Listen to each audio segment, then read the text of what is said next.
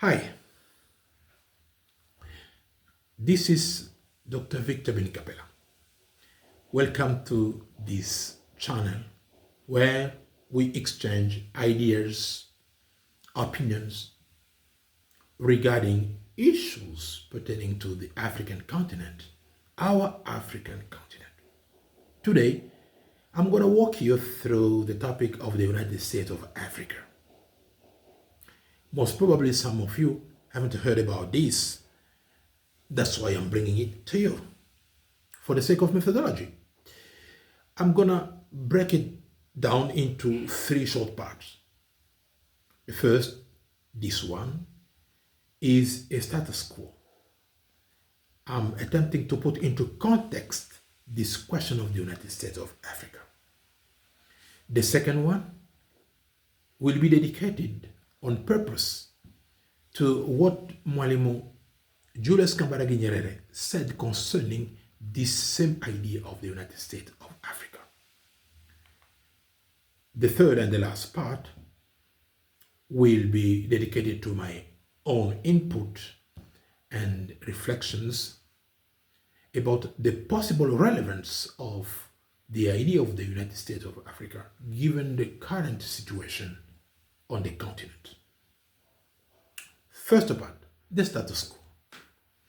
Since the end of the Berlin Conference in 1885, the African continent has been nothing but the source of wealth for Western countries.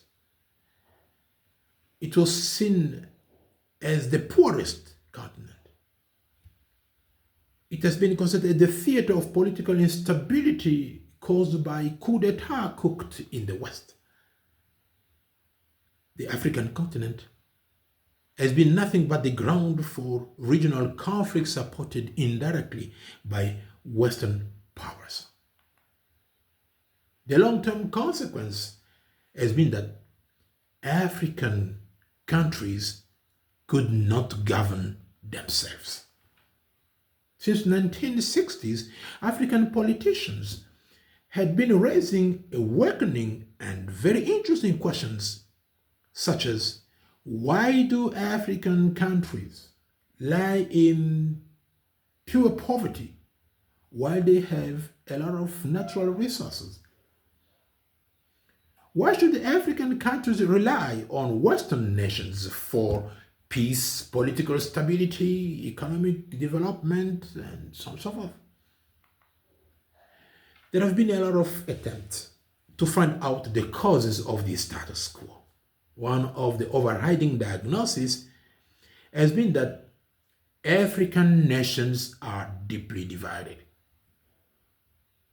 From the onset, Western imperialists drove African countries into Cold War dichotomy, capitalism versus socialism / communism. For the sake of history, let us look at some facts. Let us remember that Patrice Emery Lumumba was killed by Western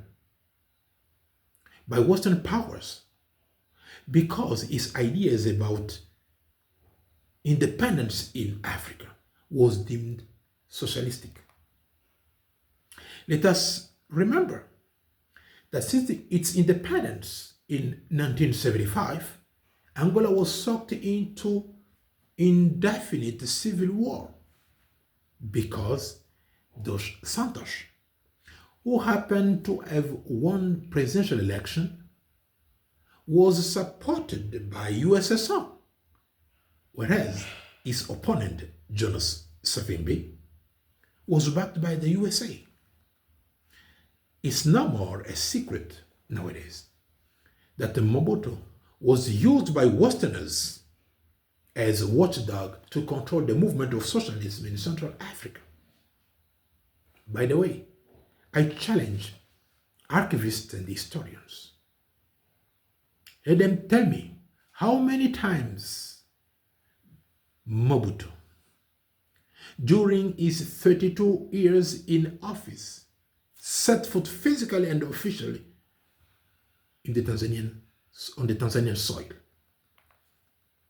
Let us remember that the independence of Namibia from South Africa occupation, capitalistic country, on March 21st, 1990, was subject to the withdrawal of Cuban troops, socialists, from Angola.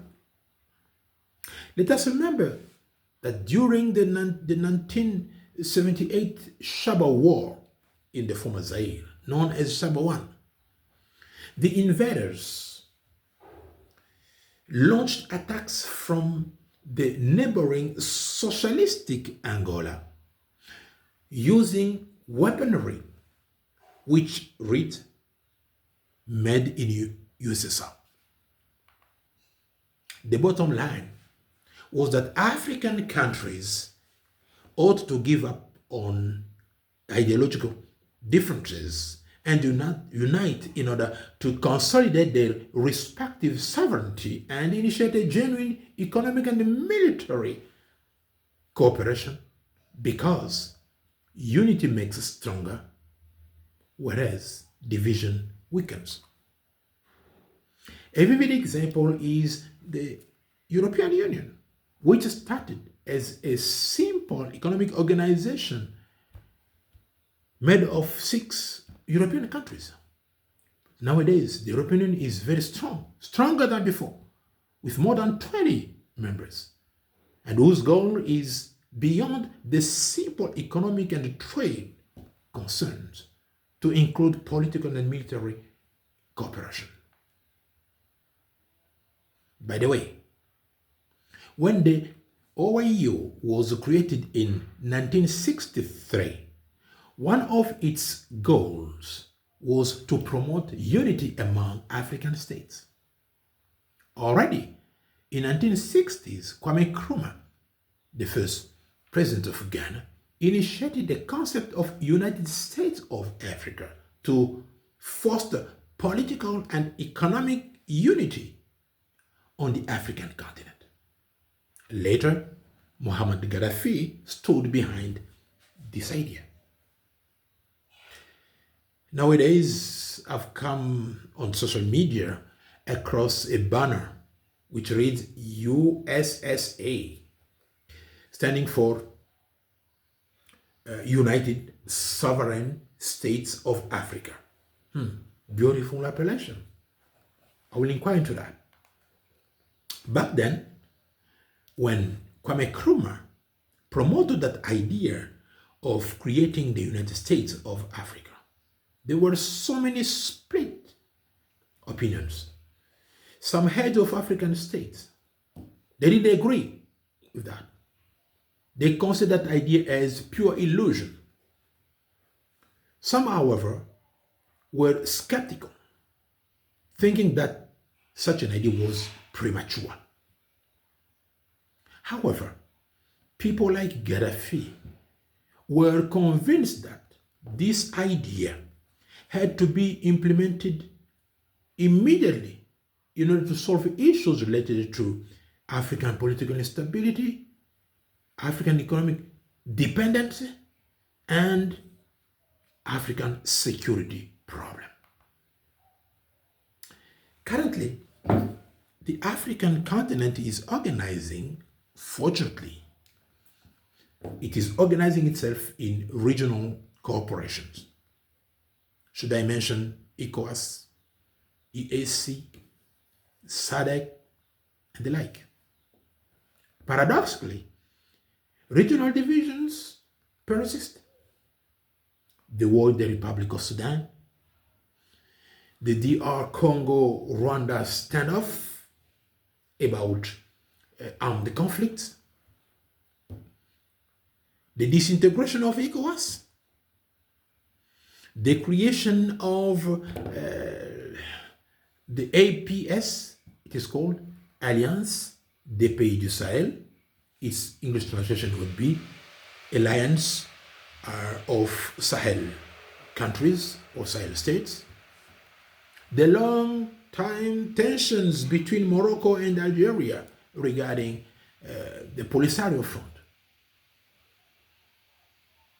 And most recently, the formation of BRICS as a new economic tool to be used in order to de-dollarize the world trade. Here's the problem. Does the idea of the United States of Africa make sense in the current situation of Africa? Or it was just a born-to-die concept?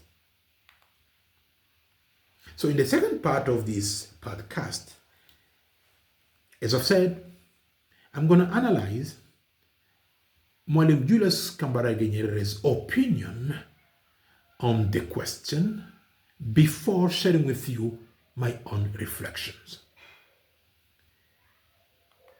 So, don't forget to subscribe in order to follow the dynamism of the discussions. And until then, take care of yourself. May God bless you.